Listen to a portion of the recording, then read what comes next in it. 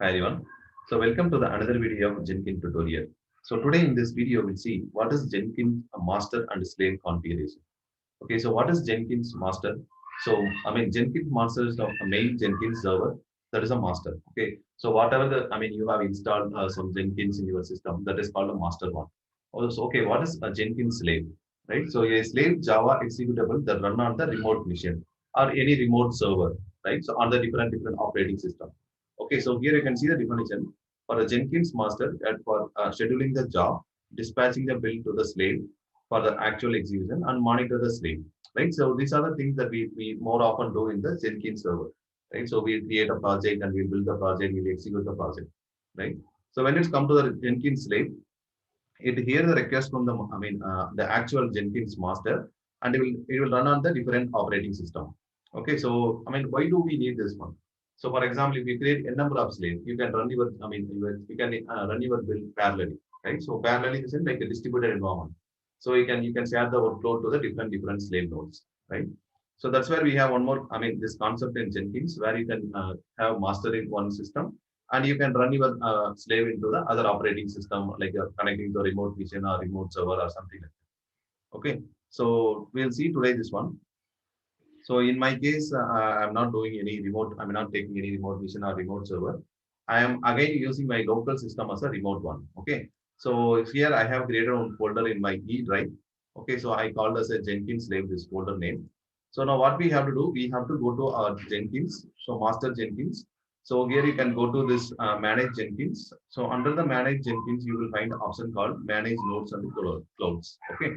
So you have to go to this manage node option. Here you can see only one master node we have. A master server, Jenkins server we have. So here you can go to this new node. So okay, so here we can we can create a slave node. Okay, so for example, I will keep it as a slave one. Okay, this is my node name. I am selecting as a permanent node.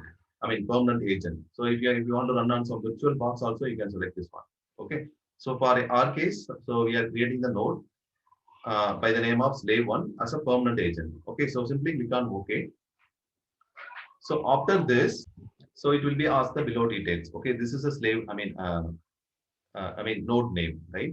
So this is a slave node name that we have kept as a slave one. So description you can give like anything slave. So number of executor you want, you can increase this one, right? So when we see the parallel execution on the same build, same project, right? So we came to this settings and we have increased to 1, 2, 3. So that's where we were able to run the 3 builds parallel, right? So for this case, I will go with the only one. So remote root directory, right? So this is my root directory where I'm trying to execute my slave node. Okay, so if you are using different operating system, like if you want to run some Linux machine, right? So through VirtualBox or any remote server if you are taking, you have to give that particular path where you want to place that node. Okay, so this is the remote root directory. So in our case, my E drive is acting as a remote directory. Okay, so here I have created folder called Jenkins slave. That is the path I am passing here. Okay, so label we have to give like this is like I will go as a slave label. Okay, so the label is must. You have to provide a label. Okay, so here you can see this is a label or tags that used to group the multiple agent into the one logical group. Okay, I will tell you when we use this label. So label is must. After this, you can leave this use as much as possible, and this is launch agent by connecting to the master. Okay, so when you go for a different operating system or different remote server, right? So that time you can use either SSH, right? So SSH will help you to so when you set the remote machine, you have to make sure the SSH connection is happening to the your remote machine by going to the IP address ping. Okay, so once the server is established, the connection is established, you can run your you can run your build in the nodes, the slave node. Okay, so we have to select this one and custom directory work path is also I'm giving the same one. Okay, so rest of the thing you can remove, leave everything as it is. So when you run this in different operating system or different server, you can define the environment variables. For example, for example, you are running on some Linux machine, right? So in the Linux machine, you have to tell where Java is located and where is your Maven is located and what are the environment that you want to you need to run your test, right? So for our case, we need a Java, we need a Maven, right? So you have to define everything in the environment variables. So in our case, so I'm locally creating this server I mean, I'm hosting my server as a local host. I mean, in local laptop itself, pointing to this folder, local folder. So we don't want to give anything here. Okay, so our everything is done, setting is done. So now when you click on the save, so the slave node is generated, created, right? So then you can see the status is offline, right? When you open this one, here you can see this is offline, which you can see the red color in box, right? So which means the slave, I mean, the agent is not connected. The slave agent is not connected. Still, it is offline. Okay. So here you can see this is connected, right? So the status is on. I mean, it's connected, but here it is not connected. It's offline. Here you can see this is offline, right? So how do we connect this one? I mean, how do we agent to be online? I mean, the connected status, right? So what you have to do, you have to download this jar file by going to the slave agent. So simply click on this file. So it will download the jar file. Okay, so this is a file that I have collected. I will copy this one. I will go to my folder. This is a folder name that we created, right? So I will simply paste it here. So after that, what we have to do, we have to run this command. Okay, so simply copy this command and go to the folder that you have pasted this agent jar. Okay, open the command prompt from here and execute this command. Once this is done, here you can see the server is connected, right? The agent discovery is successful and it is connected. So now you come back to this Jenkins. Now you can see this is offline, right? So when you refresh the screen, now you can see the status will be the connected status. Okay, so now you can see this is connected, that int box is gone, right? So here you can see when you go to the slave one, here you can see agent is connected, right? So now we are set the, I mean, we are done with our setting. I mean, setting in the sense like, so we have created one agent, okay, slave agent, and we are connected this, I mean, the status is connected. Okay, so here you can see that the things are fine. Okay, so now we are good to run our test cases, I mean, our build to the slave node. Okay, so how do we run? So go back to your project from the master Jenkins node, I mean, master server. So for example, I will take this one. Okay, so this is a project which I have already created. Go to the configuration.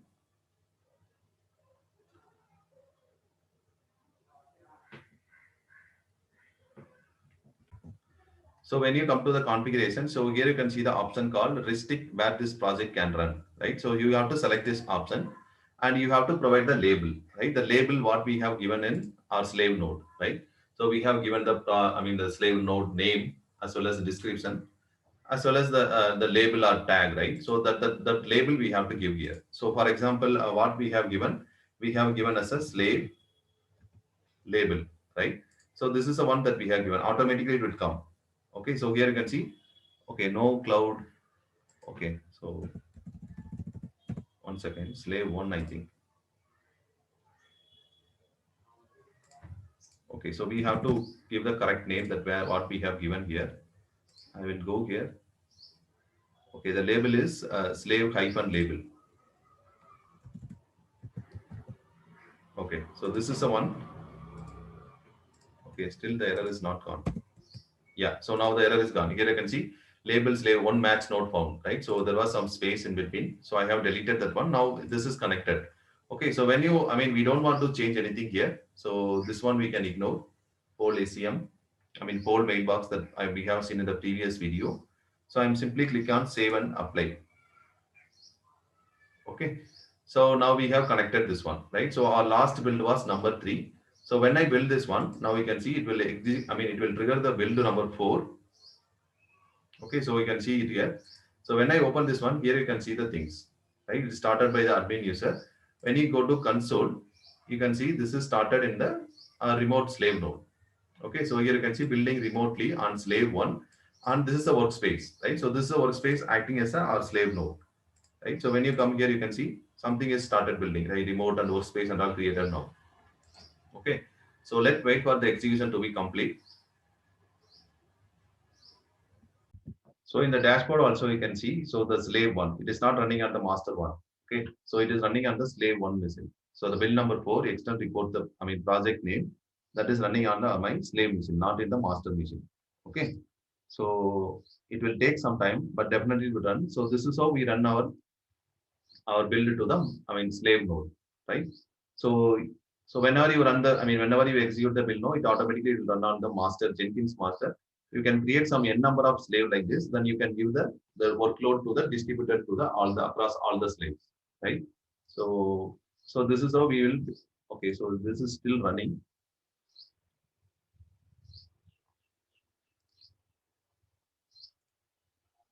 I mean, I think some issue with this thing, but you can see. I mean, it will definitely run, but it takes some time for my case. So if you try with, I mean, if you try yourself, it will definitely work. You can see it here. Right? We started by the admin. We have clicked on the build now button manually, and it's starting on the slave one. Right. So this is how we set the our Jenkins master slave configuration. Okay. So the slave could be anywhere, like any operating system, any remote machine you can run. Okay. So that's all about this video, all about like a Jenkins master and slave configuration. I don't know. So I have some problem, but my status is connected everything. But again, this still this parsing is not happening. Okay, let me do one thing. I will stop this one. I will generate some other project and I will show you. Okay, so I will go back to my dashboard. I will pick some other projects. Okay, so I will take some Postman projects. Okay, so this is very simple. It will execute only the collections, right? So I will go to the configuration. Okay.